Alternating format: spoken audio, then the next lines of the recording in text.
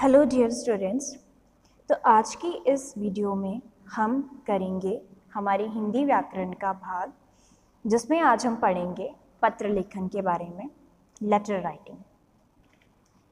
तो पत्र लेखन कितने प्रकार के होते हैं, किस तरह से, किस विधि का प्रयोग करके हम पत्रों को लिख सकते हैं, तो आज हम इसके बारे में विस्तार पूर्वक पढ़ेंगे। तो जैसा कि आपको पता ही है कि पिछले ज़माने में आज भी पत्र लिखे जाते हैं एक दूसरे को। कोई पत्र व्यावसायिक रूप से होते हैं, कोई राजकीय कार्य के लिए होते हैं, या फिर कोई अन्य कार्यों के लिए होते हैं, लेकिन आज भी पत्रों का प्रयोग किया जाता है। पहले ज़्यादा किया जाता था, लेकिन आज कम किया जाता है, लेकिन पत्रों का प्रयोग बंद नहीं हुआ है। तो इसीलिए आपको पत्र भी लिखने आने चाहिए, चाहे आपने वो स्कूल में लिखना हो, चाहे आपने किसी कॉलेज के लिए लिखना हो आगे जाकर, या फिर किसी और व्यक्ति को लिखना हो, तो आपको पत्र लिखने की जानकारी और उसकी विधि का भी सब अच्छे से पता होना चाहिए। तो पत्र लेखन का हमारे जीवन के साथ गहरा संबंध है, न केवल व्यक्तिगत संबंधों से ही, बल्कि व्यापार और व्यवसाय में पत्र मनुष्य के लिए सहायक सिद्ध होते हैं। अतः जीवन में सफलता के लिए अच्छे व प्रभावशाली पत्र लिखने की कला आना अत्यावश्यक है। अच्छे पत्र लिखने के लिए हमें अनेक बातों का ध्यान रखना होता है। तो पत्र लिखने के लिए हमारे अंदर किस किस प्रकार के गुण होने चाहिए? सबसे पहला, पत्र सरल व स्वाभाविक भाषा और शैली में हो, यानी कि जो आप पत्र जिसको लिख रहे हो उसको पढ़ने में उसे कोई कठिनाई ना हो, उसको अच्छे से समझ में आ जाए, जिससे पत्र पढ़ने वाले को सारी बात अच्छी तरह समझ में आ जाए और उसे ऐसा लगे मानो पत्र लेखक खुद उसके सामने बैठा हो। तो आपका पत्र इतना आकर्षित होना चाहिए कि सामने वाला जब वो पढ़े तो उसे ऐसा लगे कि वो आप उसको सामने बैठकर ही उसके सामने बातें कर रहे हो। ना तो पत्र में अनावश्यक विस्तार और ना ही बहुत छोटा होना चाहिए। तो एक बात का और ध्यान रखो कि पत्र ना ही तो बहुत छोटा हो, ना ही आप 3-4 लाइनों में इसको खत्म कर दो, ना ही तो इतना छोटा हो, और ना ही ये कि आप आपने एक पूरे ऐसे की तरह ही लेटर, वो भी नहीं करना आपने, बहुत लंबा भी नहीं लिखना, 2-3 पेजों का भी नहीं लिखना, ठीक है, वो फिर एक आत्मकथा ही हो जाएगी, तो वो पत्र नहीं रहेगा। तो इसलिए पत्र की लंबाई का भी आपने ध्यान रखना है कि वो ना ज़्यादा छोटा हो और ना ज़्यादा बड़ा हो। पत्र की शुरुआत सही अभिवादन और संबोधन से होनी चाहिए। ये बहुत ज़रूरी बात है, सबसे ज़्यादा ज़रूरी बात है कि अभिवादन और संबोधन का आपको पता होना चाहिए कि आप पत्र किसको लिख रहे हो और आप उसको संबोधित कैसे करोगे। पत्र की शुरुआत और पत्र का अंत बहुत ही ज़्यादा महत्वपूर्ण होता है, और उसको जानने की बहुत ही ज़्यादा आवश्यकता भी होती है कि अभिवादन और संबोधन हमने कैसे शुरू करना है। तो घरेलू पत्रों की शुरुआत कुशल समाचार से होनी चाहिए, ठीक है। जब भी अगर आप किसी मित्र को या किसी अपने संबंधी को कुछ पत्र लिख रहे हो, तो उसकी आप हमेशा कुशल समाचार के साथ ही शुरुआत करनी चाहिए। कुशल समाचार यानी कि सुखी, ठीक है, सुख खुशी के बारे में बताना चाहिए। और सरकारी या व्यापारिक पत्रों के लिए इसकी कोई ज़रूरत नहीं होती, ठीक है। अगर आप किसी सरकारी चीज़ के लिए या व्यापारिक चीज़ के लिए किसी को पत्र लिख रहे हो, तो उसमें आपको ये कुशल समाचार पूछने की या बताने की कोई ज़रूरत नहीं होती, आप सीधा अपनी बात को शुरू कर सकते हो। तो ये थे कुछ गुण एक अच्छे पत्रकार के। अब पत्रों के प्रकार के बारे में जान लेते हैं। हम वैसे भी पढ़ चुके हैं, लेकिन एक बार फिर से पढ़ लेते हैं। वैसे तो पत्र कई प्रकार के हो सकते हैं, परंतु साधारणतः इन वर्गों में विभाजित किए जाते हैं। एक तो होता है व्यक्तिगत पत्र, जो हम स्वयं के बारे में लिखते हैं। व्यावसायिक पत्र, अपने व्यवसाय के बारे में लिखना। अधिकारी वर्ग को पत्र, जब हम किसी अधिकारी को, ऑफिसर को पत्र लिखते हैं। या फिर संपादन के नाम पर पत्र, या फिर किसी संपादन के नाम पर या पत्रिका के नाम पर जो पत्र लिखते हैं। आगे है पत्रों के अंग। तो पत्र के अंग निम्नलिखित हैं। पत्र लेखन के स्थान का उल्लेख करना कि आप कहाँ से पत्र लिख रहे हो। पत्र लेखन की तिथि का पता होना चाहिए, डेट। पत्र पाने वाले की प्रशस्ति व अभिवादन, आप जिसे पत्र लिख रहे हो, जो पत्र रिसीव करेगा, पाएगा, उसका अभिवादन करना चाहिए। समाचार, क्या आप किस विषय के बारे में उसमें लिख रहे हो। पत्र की समाप्ति, लेखक का नाम आदि, आपने जब पत्र समाप्त करना है तो उसके नीचे अपना नाम वगैरह भी लिखना है। पाने वाले का नाम व पता और भेजने वाले का पता। तो इन चीज़ों के बारे में आपको अच्छे से जानकारी होनी चाहिए पत्र लिखने से पहले कि आप किसको भेज रहे हो, उसका क्या पता है, आपका पता, ठीक है, और क्या खबर है, क्या किस बारे में, किस संबंध में आप भेज रहे हो, उसका अभिवादन कैसे करना है। तो जैसा कि हमें पता है कि पत्र दो प्रकार के होते हैं, अनौपचारिक और औपचारिक पत्र। तो अनौपचारिक और औपचारिक पत्र में क्या अंतर होता है, तो आइए जानते हैं। तो बच्चों, जो अनौपचारिक पत्र होते हैं, ठीक है, अपने निकट सगे संबंधियों, मित्रों या माता पिता को लिखे गए अनौपचारिक पत्र कहलाते हैं, ठीक है। अनौपचारिक पत्र इनफॉर्मल लेटर वो होते हैं जो हम किसी अपने फ्रेंड को, मित्र को या रिलेटिव्स को, सगे संबंधियों को लिखते हैं, इनफॉर्मल लेटर्स, ठीक है। तो पत्रों में व्यवहारिक भाषा और व्यक्तिगत बातों का वर्णन होता है। तो इन पत्रों में, जैसा कि हमें पता ही है कि हम अपने मित्र को या अपने भाई बहन को, सगे संबंधियों को पत्र लिख रहे हैं, तो उसमें हम अपनी निजी बातों का भी वर्णन करते हैं। अभिवादन तथा प्रशस्ति पत्र लिखने वाले और पत्र पाने वाले के मध्य संबंधों का पर भी निर्भर करता है कि आप ये आपके पत्र पर आपके किसको भेज रहे हो उस पर निर्भर करेगा कि आप अपने पत्र की शुरुआत कैसे कर रहे हो। अगर आप किसी सगे संबंधी को भेज रहे हो जो आपसे बड़े हैं तो उनको आप प्रणाम करोगे। अगर आप किसी मित्र को, भाई बहन को भेज रहे हो तो उनको आप प्यार से उनका संबोधन करोगे, ठीक है। तो अनौपचारिक पत्र का हम एक नमूना देख लेते हैं। सबसे पहले हमने आरंभ करना है पते से, ठीक है, जिसको हम पत्र लिख रहे हैं, खुद का पता लिखना है। खुद का नहीं बच्चों, जिसको हम पत्र लिख रहे हैं उसका पता लिखना है, राजीव 89 गुरुनगर करनाल, ठीक है। फिर उसके बाद तिथि, जिसको हम पत्र लिख रहे हैं उसका पता, उसके बाद तिथि, ठीक है। उसके बाद विषय, परीक्षा भवन से पत्र लिखते समय पते के स्थान पर परीक्षा भवन तथा शहर का नाम लिखना चाहिए। जैसे परीक्षा भवन शहर, अगर आप फिर आपने तिथि के बाद अपना पता लिखना है कि आप कहाँ से पत्र लिख रहे हो। सबसे पहले जिसको पत्र लिख रहे हो उसका पता, फिर तिथि, फिर जहाँ से पत्र आप लिख रहे हो अपना पता, फिर तिथि, ठीक है। उसके बाद संबोधन तथा अभिवादन। पत्र लिखते समय संबोधन तथा अभिवादन का बहुत महत्व होता है। संबोधनों में विशेष महत्वपूर्ण बातें हैं। पूजनीय, अगर आप किसी बड़े को लिख रहे हो तो पूज्य, पूजनीय, सादर, चरण स्पर्श, ठीक है। पत्र की मुख्य विषय वस्तु, पत्र का मुख्य विषय सहज और स्वाभाविक होना चाहिए।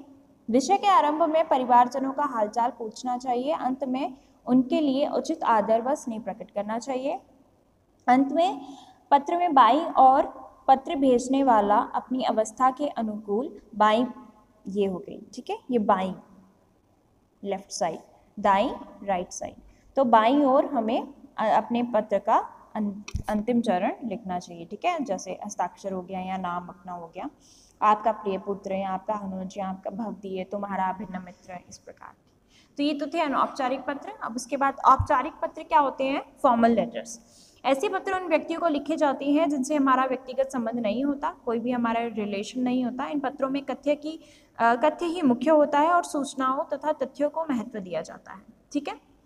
तो ये अनेक प्रकार के होते हैं, जैसे प्रार्थना पत्र, एप्लीकेशन हो गया, संपादक के नाम पर पत्र, letters to editor, complain letter, विभिन्न शिकायत विभागों के शिकायत पत्र, सरकारी पत्र, ऑफिशियल लेटर, बिजनेस लेटर, व्यावसायिक पत्र, किसी अवसर विशेष पर लिखे गए लेटर ऑन स्पेशल ओकेजन, ठीक है।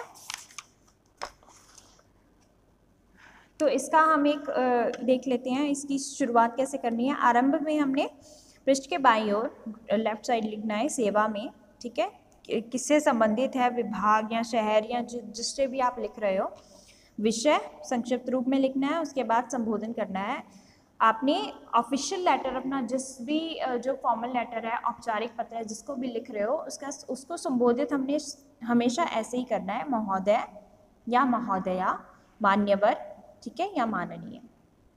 पत्र का अंत आपने कर देना है। पत्र के अंत में धन्यवाद देकर बाईं ओर आपने अपना नाम और जो भी आपका आज्ञाकारी शिष्य या भवदीय या प्रार्थी जो भी है अपना नाम और पता और दिनांक लिखना है, ठीक है। तो बच्चों अनौपचारिक पत्र में हम जो पता होता है वो ऊपर लिखते हैं, सबसे शुरुआत में लिखते हैं, और जो औपचारिक पत्र होते हैं उसमें हम पता शुरुआत में नहीं लिखते, ठीक है, सेवा में सीधा शुरू कर देते हैं। अब कुछ महत्वपूर्ण बातें, संबोधन, अभिवादन तथा पत्र के अंत में लिखे जाने वाले शब्दों का वर्णन। तो संबंध, जैसे अपनों से बड़ा, बड़े के लिए हम लिखेंगे पूज्य, पूज्यवर, पूजनीय। अभिवादन कैसे करेंगे? चरण स्पर्श, सादर प्रणाम या नमस्कार। और समापन कैसे करेंगे? आपका प्रिय पुत्र या आपका आज्ञाकारी पुत्र। अगर अपने बराबर के लिए या अपने मित्र या भाई बहन को लिख रहे हो तो प्रिय मित्र या प्रिय बहन या प्रियवर या बंधुवर, ठीक है, या प्रिय भाई भ्राता। अभिवादन कैसे करेंगे? स्नेह, नमस्कार या सप्रेम नमस्ते। समापन, तुम्हारा, आपका, अभिन्न, तुम्हारा शुभचिंतन, ठीक है। अपने से छोटे को अगर लिख रहे हो तो प्रिय, आयुष्मान, आयुष्मती, मेरे प्रिय बेटे, या जिसको भी पत्र लिख रहे हो। अभिवादन के रूप में चिरंजीवी, आशीर्वाद, प्रसन्न रहो, सुखी रहो, ठीक है। और समापन में तुम्हारा हितैषी या शुभेच्छु।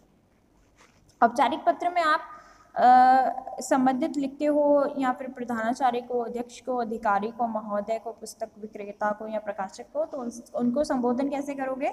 श्रीमान जी, मान्यवर, माननीय, आदरणीय। जैसे कि हमने अपनों से अनौपचारिक पत्र में अपने से किसी बड़े को करते हैं, उसी तरह अभिवादन में नमस्ते अथवा प्रणाम आदि नहीं लिखते, ठीक है। इन पत्रों में, जो औपचारिक पत्र होते हैं, इनमें अभिवादन नहीं किया जाता। समापन में कैसे करना आपने? भवदीय, आपका आज्ञाकारी, प्रार्थी, आपका स्नेह भाजन, ठीक है। तो ये थे हमारे अनौपचारिक और औपचारिक पत्र। इनके बीच का अंतर आपको समझ में आ गया होगा कि अनौपचारिक पत्र जो होते हैं उसमें हम अपनी व्यक्तिगत निजी संबंधी बातें कर सकते हैं, लेकिन औपचारिक जो पत्र होता है उसमें हम अपनी निजी कोई संबंधित बात नहीं करते, सिर्फ हमने जो भी हमारा कार्य होता है उससे संबंधित बात ही करते हैं, ठीक है।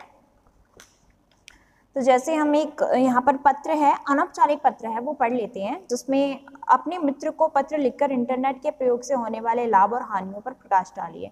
तो यहाँ पर हम एक मित्र को पत्र लिखना है, तो सबसे पहले आप जहाँ से पत्र लिख रहे हो, परीक्षा भवन, नैनीताल, 2 जून, ठीक है। प्रिय मित्र विजय, सप्रेम नमस्कार। अभी अभी तुम्हारा पत्र पढ़कर अत्यंत प्रसन्नता हुई। तो यहाँ शुरुआत देखो कैसे हुई है। तो यहाँ पर जैसे पहले ही उन्होंने बताया हुआ था कि अगर परीक्षा भवन से आप पत्र लिख रहे हो, ठीक है, परीक्षा भवन से पत्र लिखते समय पते के स्थान पर परीक्षा भवन या शहर का नाम लिखना चाहिए। तो अगर आप कहीं परीक्षा भवन से अपने कहीं से भी लिख रहे हो पत्र, तो वहाँ पर सिर्फ परीक्षा भवन या किसी शहर का नाम ही लिखना चाहिए, ठीक है। उसके बाद तिथि, उसके बाद मित्र। अगर आप घर से लिख रहे हो तो फिर आप यहाँ पर अपना पता लिख सकते हो, ठीक है। प्रिय मित्र विजय, देखो कैसे संबोधित किया है मित्र को, प्रिय मित्र विजय, सप्रेम, फिर अभिवादन, सप्रेम नमस्ते, पहले पता, उसके बाद तिथि, उसके बाद संबोधन, फिर अभिवादन, और फिर जो भी आपका कार्य है, समाचार हो गया, ठीक है। तो यहाँ पर हमारा क्या है टॉपिक कि इंटरनेट के प्रयोग से होने वाले लाभ और हानियों के बारे में अपने मित्र को सचेत कीजिए। तो अभी अभी तुम्हारा पत्र पढ़कर अत्यंत प्रसन्नता और अनुभव हुई। तुम्हारे पिताजी ने तुम्हारे प्रथम आने पर कंप्यूटर उपहार में दिया है। तो यहाँ पर आप किसी भी अपनी तरफ से भी कुछ भी कहानी से एक क्रिएट कर सकते हो, ठीक है, या अपनी निजी जीवन से संबंधित भी कुछ लिख सकते हो। कि यहाँ पर इन्होंने बताया गया है कि उसके मित्र को उसके पिताजी ने कंप्यूटर लेकर दिया है उसके परीक्षा में प्रथम आने पर, तो इसलिए वो अब उसमें कंप्यूटर के प्रयोग के बारे में या उपयोग के बारे में वो आगे बताएगा कि प्रिय विजय, पहले तो मेरी ओर से हार्दिक बधाई, ठीक है। आज के अग्रगामी युग में कंप्यूटर व इंटरनेट अत्यंत महत्वपूर्ण सुविधा है। आज के युग कंप्यूटर का युग है, इस पर इंटरनेट की, तो फिर हमने इंटरनेट से संबंधित सारे लाभ और उनके बारे में बताना है। फिर उसको उसकी सारी जो उपयोगिताएं हैं उसके बारे में बताते हुए फिर अंत में हमने उसे कहना है कि मेरे मित्र, विज्ञान के प्रति सुविधा की कुछ ना कुछ हानियां भी अवश्य होती हैं। जैसे हम कोई ऐसे लिखते हैं तो पहले हम लाभ लिखते हैं फिर हानियां लिखते हैं, उसी प्रकार पत्र में भी हमने, जैसे कि इंटरनेट की टॉपिक ही है कि लाभ हानियां बताना, तो पहले उसके लाभ बता दिए उसने एक पैरे में, फिर उसकी हानियां। तो इंटरनेट पर कोई ऐसी वेबसाइट देखने की आदत विकसित ना करना जिससे तुम्हारे चरित्र पर बुरा असर पड़े, यानी कि कुछ भी ऐसी चीज़ें मत देखना जो तुम्हारी पढ़ाई में या जो तुम्हारे निजी व्यक्तित्व को प्रभावित करे। तो हमें व्यर्थ की चैटिंग से परहेज करना चाहिए। कई बार कच्ची आयु के छात्र इंटरनेट के सहारे अश्लील सामग्री देखने की आदत डाल लेते हैं। तो ये भी बहुत ज़रूरी बात है बच्चों, आपको भी समझने वाली बात है कि जब हम इंटरनेट का प्रयोग करते हैं तो सिर्फ हमें अपनी पढ़ाई या अपने लाभ के लिए इंटरनेट का प्रयोग करना चाहिए। किसी अन्य बुरी चीज़ की आदत नहीं डालनी चाहिए, कोई गलत चीज़ नहीं देखनी चाहिए, या जो भी चीज़ हमारी पढ़ाई से संबंधित ना हो, हमारे लाभ के लिए ना हो, वो चीज़ देखने का कोई फ़ायदा नहीं है ना। ये तो आप भी समझते हैं कि वो सिर्फ टोटल वेस्टेज ऑफ टाइम है। तो वो ऐसे हमें कोई भी चीज़ नहीं करनी चाहिए। तो आशा है तुम मेरा संकेत समझकर इन गंदी आदतों से बचोगे और इस सुविधाजनक उपकरण का सदुपयोग ही करोगे, तभी तुम्हारा भविष्य स्वर्णिम बनेगा। तो ये होगी उसकी हानियां, उसने लिख दी। अब अंतिम भाग देखो। शेष कुशल है, पूज्य अंकल व आंटी जी को मेरी ओर से प्रणाम। शुभ्रा को स्नेहाशीष, यानी कि परिवार से संबंधित। तो तुम्हारा शुभाकांक्षी, यहाँ पर तुम्हारा शुभ चिंतक भी लिख सकते हो, ठीक है, या फिर तुम्हारा प्रिय मित्र भी लिख सकते हो, ये आपकी इच्छा है। फिर उसका मित्र का, ठीक है, अपना नाम, ठीक है, अपना नाम यहाँ पर। तो ये था हमारा अनौपचारिक पत्र, ठीक है बच्चों। तो फिलहाल के लिए हम अनौपचारिक पत्र करेंगे, उसके बाद हम अगली बार औपचारिक पत्र को देखेंगे और उसको पढ़ेंगे, ठीक है। आई होप आपको सबको समझ में आ गया होगा अच्छे से अनौपचारिक पत्र और औपचारिक पत्र को लिखने का ढंग। Okay students, thank you and have a nice day.